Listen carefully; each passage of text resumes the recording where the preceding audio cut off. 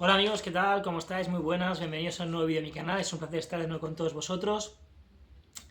Y seguiremos ahondando en el tema de la oratoria, de mejorar nuestra capacidad de expresarnos en público, en debates, en interacciones, y ser capaces de argumentar y exponer todo nuestro punto de vista e ideas y visiones de la mejor manera posible, de un modo atractivo, sin generar tensión en nuestra interacción. Y hoy lo haremos y aprenderemos de la mano de Cicerón, un autor muy conocido por su capacidad de oratoria, por las obras que dejó en el tintero, como por ejemplo la que hoy exploramos, que es El arte de la oratoria. Así que sin más dilación, si os parece, os presentaré varios de los puntos más relevantes de esta obra, que es realmente interesante, que podemos aplicar de forma útil en nuestro día a día, en nuestra vida, que podrás ver fácilmente transferible en tu día a día, en tus quehaceres, en tus obligaciones y la manera que afrontas y estructuras tu vida. Así que sin más dilación, si os parece, entramos ya directamente a ver qué nos deja Cicerón sobre esta obra, El arte de la oratoria. En primer lugar, el primer punto relevante que toca y afronta y sostiene el libro que pone ahí encima de la mesa es la importancia que tiene el orador. Y es así, al final, las personas que se ponen ante un público, que realizan ese gesto o esa acción de transmitir conocimiento, transmitir una visión, una idea, conceptos, etc., es el pilar y el eje imprescindible de toda interacción. Todo empieza por el orador, su preparación, y por ello Cicerón lo que destaca sobremanera es principalmente que el orador no solo debe ser una persona experta en el arte de hablar, ¿de acuerdo? Sino que también debe ser un hombre de carácter, con virtudes y también con conocimientos amplios que nos permita dominar de la mejor manera posible aquel conocimiento o aquellas ideas que pretendemos transmitir, ¿de acuerdo? Y nos recuerda también Cicerón que el arte de la persuasión, de convencer a los demás, pasa en gran medida por la credibilidad que ofrecemos, en este caso, al orador en cuestión. Por lo tanto, esa integridad, esa credibilidad que le damos a un orador pasa en gran medida por eso, ¿no? Por esas virtudes, por ese dominio del conocimiento, por ese arte a la hora de jugar las cartas de las ideas y visiones que representa, etcétera, ¿de acuerdo? Así que un orador, un verdadero orador es capital para que las interacciones sean realmente potentes. El punto 2 que explora este libro y que extraigo de él hace referencia a los tres elementos imprescindibles y esenciales que todo discurso debe tener según Cicerón. En este caso estamos hablando de la invención, que no es otra cosa que básicamente el proceso de encontrar esos argumentos que son adecuados para desarrollar el tema que pretendemos ofrecer. En segundo caso está la disposición, que es la organización lógica de todos esos argumentos, es decir, estructurar todos los argumentos que luego presentaremos. Y en último tercio, en el último tramo, encontraríamos la elocución, que es principalmente la forma y el estilo que vamos a usar, a implementar, para llevar a cabo nuestro discurso, la defensa de nuestros argumentos, nuestra visión, nuestra idea. ¿De acuerdo? Esa elocución debe ser, según Cicerón, clara, fluida y atractiva al mismo tiempo. Debe atrapar al receptor del mensaje, debe ser un mensaje suficientemente claro como para ser comprendido con relativa facilidad, y además debe ser fluido. No debe ser pausado, trabado, sino que debe tener dinamismo. De ahí que atrape la atención de la persona a la cual nos dirigimos o interaccionamos. ¿De acuerdo? Otro elemento imprescindible que nos presenta el autor de esta obra, Cicerón, hace referencia a la preparación que debe tener o debe acometer el orador. Evidentemente, Cicerón lo que nos habla es sobre la extrema necesidad, la gran necesidad de que el orador sea capaz de formarse en múltiples áreas de conocimiento. Cuanto más áreas sea capaz de dominar, su mensaje, ¿sí?, su código, sus ideas y visiones van a ser mucho más ricas, mucho más sólidas y van a permitir conectar mucho más, de manera mucho más efectiva, con el receptor de nuestro mensaje, con la persona con la que estamos interactuando o el público con el que estamos tratando. ¿De acuerdo? Así que eso incluiría pues formación en diferentes áreas como puede ser la filosofía, como puede ser derecho, historia, literatura y otros campos de la vida que nos van a permitir llegar a más gente y atraer también su atención. Si nos centramos en solo una área, pues habrá gente lógicamente atraída por ese tipo de información, pero perderemos la oportunidad de llegar a más gente. Sin embargo, si somos dominadores de diferentes áreas de conocimiento, nos permitirá que nuestros argumentos sean más sólidos, poder jugar con sinónimos, con metáforas, con ejemplos mucho más ricos que van a permitir directamente atraer de la mejor manera posible a nuestra audiencia. ¿De acuerdo? Un cuarto punto que destaco de esta obra hace referencia al uso, el uso de la emoción y de la lógica, dos parámetros sumamente interesantes e imprescindibles en toda interacción. ¿Por qué? Porque el orador, el buen orador, debe ser capaz de encontrar un equilibrio entre la razón y la emoción, ¿sí? Entre la mente y las vísceras en su mensaje. Tiene que ser capaz de mezclar ambos parámetros para ganar un mensaje mucho más atractivo, salir de lo lineal y empezar a hacer fluctuaciones que permitan atraer la atención de la gente, no perder pistonada, ¿de acuerdo? De algún modo la lógica atrae la parte mental de la gente, ¿de acuerdo? Y debemos entenderlo así, atraemos la mente de la gente a través del pensamiento lógico. Sin embargo, por otro lado, veremos que las emociones van ligadas más a la parte visceral, a la parte del corazón, de los sentimientos, de las emociones. Por eso, ser capaz de jugar ambos estilos o ambos parámetros, la parte más racional, más mental, con la más visceral o de corazón emocional, nos va a permitir ser mucho más certeros a la hora de ofrecer un mensaje, captando la atención de la gente y arrastrando a la audiencia hacia nuestra perspectiva o aquello que pretendemos compartir. Bien, el quinto punto o elemento que extraigo de esta obra hace referencia al gran poder, que hemos hablado de este tema en vídeos anteriores, el gran poder que tiene el arte de persuadir, el arte de convencer a quien nos oye, ¿de acuerdo?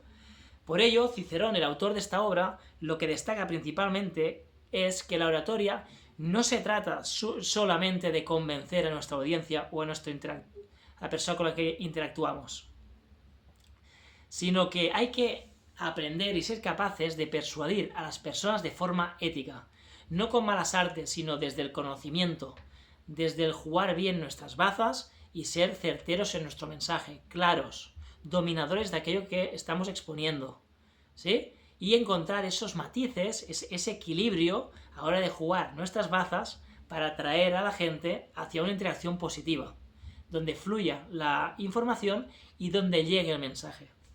¿De acuerdo? Un punto muy importante es el número 6, y creo que me entenderéis cuando os lo diga, que es que debemos adaptar nuestro mensaje al público en cuestión, al público al que vamos a dirigir nuestro mensaje. ¿Por qué?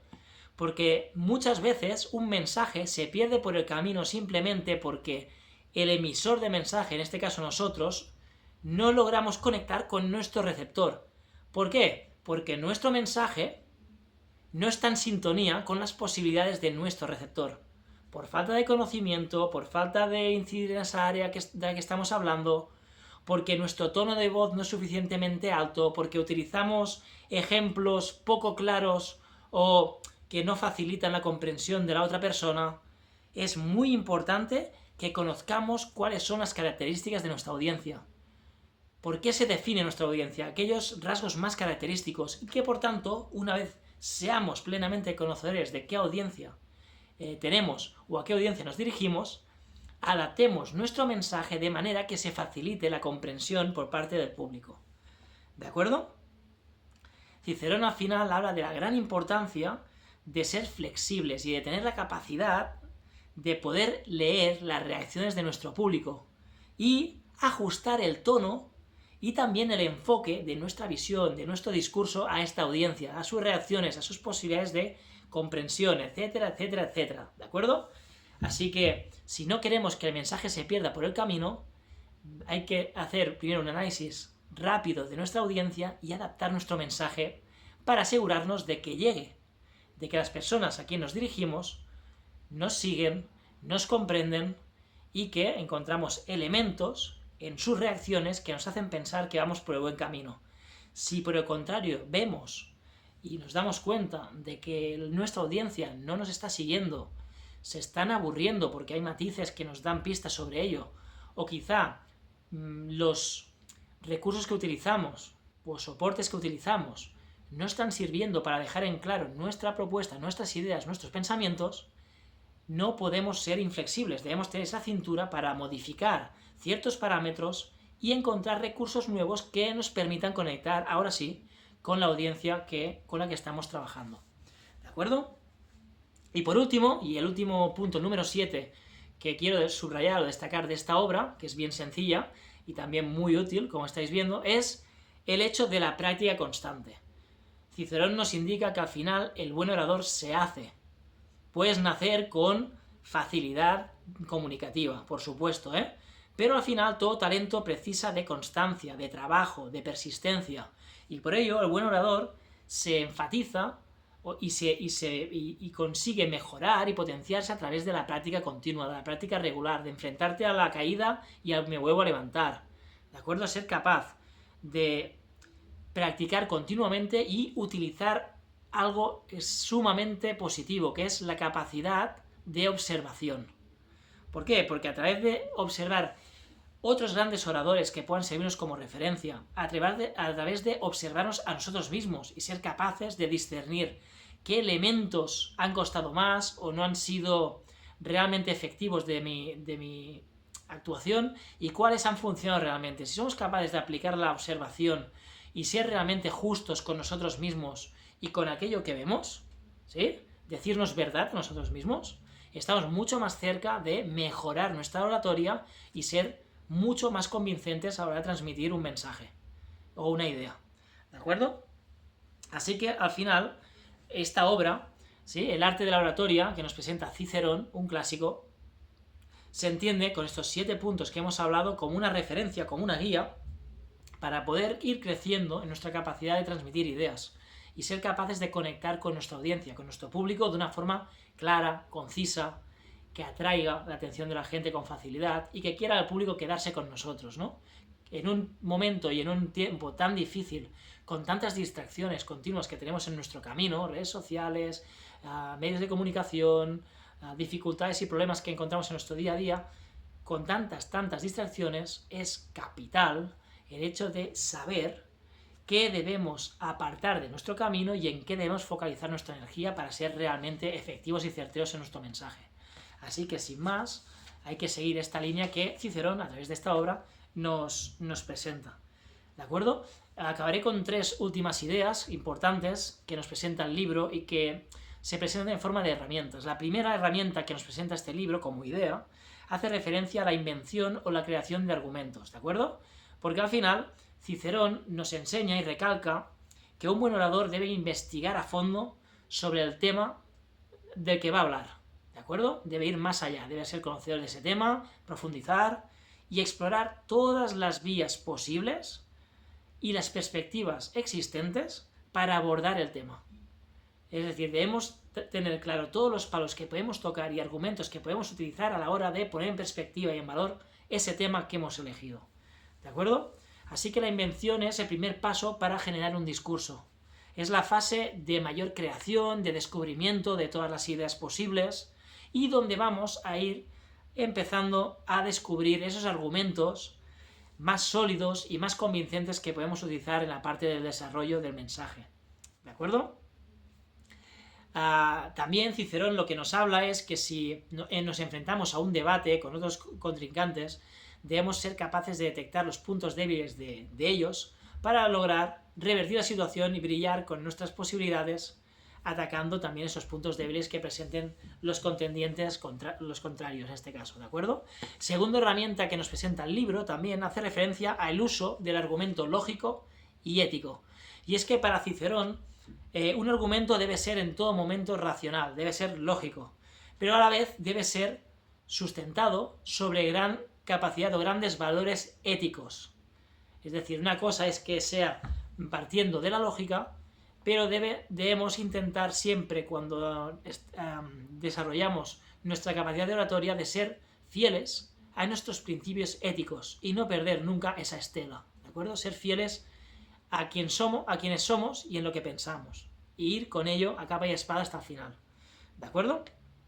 Así que, al final, según Cicerón, los oradores no solo deberían persuadir o buscar persuadir a una audiencia determinada, no solo con hechos, sino que también lo pueden hacer o deberían hacerlo apelando a los principios de justicia, de bien común y también de ética. Al final, valores positivos que van con la persona y con su desarrollo integral como individuos, ¿de acuerdo?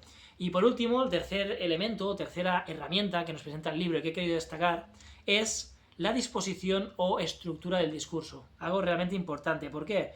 Porque el autor Cicerón nos pone especial énfasis y atención en cómo estructuramos ese discurso, ese mensaje. Y eso se convierte en un instrumento, en un vehículo, para que, como oradores, ¿sí?, guiemos de algún modo la mente de nuestro público, de nuestra audiencia, ¿de acuerdo? Entonces, la disposición de nuestro discurso, cómo lo estructuramos y lo desarrollamos, va a estar organizado por diferentes capas o diferentes puntos. En primer lugar, la introducción, ¿no? Evidentemente, que es donde vamos a establecer cuál es el tono de nuestro mensaje, el comienzo, y que buscamos principalmente captar la atención del público. Es decir, esos primeros segundos son clave para captar la atención y invitar a la gente que se quede. El segundo punto tiene que ver con la narración, que es la parte en que presentamos los hechos de manera clara y también precisa. Para que el mensaje llegue, debe ser claro y preciso, como hemos dicho. El tercer punto tiene que ver con la distribución, que es donde vamos a exponer los puntos principales de nuestro argumento en relación al tema que hayamos elegido. El cuarto punto tiene que ver con la confirmación, que es que como oradores debemos ser capaces de reforzar nuestros puntos de vista con pruebas y también con argumentos sólidos que sustenten nuestra idea. Es decir, expongo mi idea y ofrezco a mi público, a mi audiencia, elementos sólidos, con pruebas, con ensayos, con una prueba más allá que de fe, con algo tangible, con algo demostrable, algo empírico o algo que dé cierta seguridad a nuestra audiencia de que aquello que le estamos transmitiendo tiene una base detrás que lo sostiene. Y también, por último, estaríamos hablando de la refutación, que es la parte donde principalmente nos centramos en derribar, ¿sí?, los argumentos que presenta el oponente en caso de que nos enfrentemos a un debate a nuestro contendiente. Y perdón, ahora sí, el último, que por supuesto tiene que ver con la conclusión, ¿sí?, que es la finalización de nuestro discurso con un llamado a la acción, es decir, generando en nuestra audiencia una inquietud, una proactividad a ponerse en marcha, apelando y tocando sus emociones.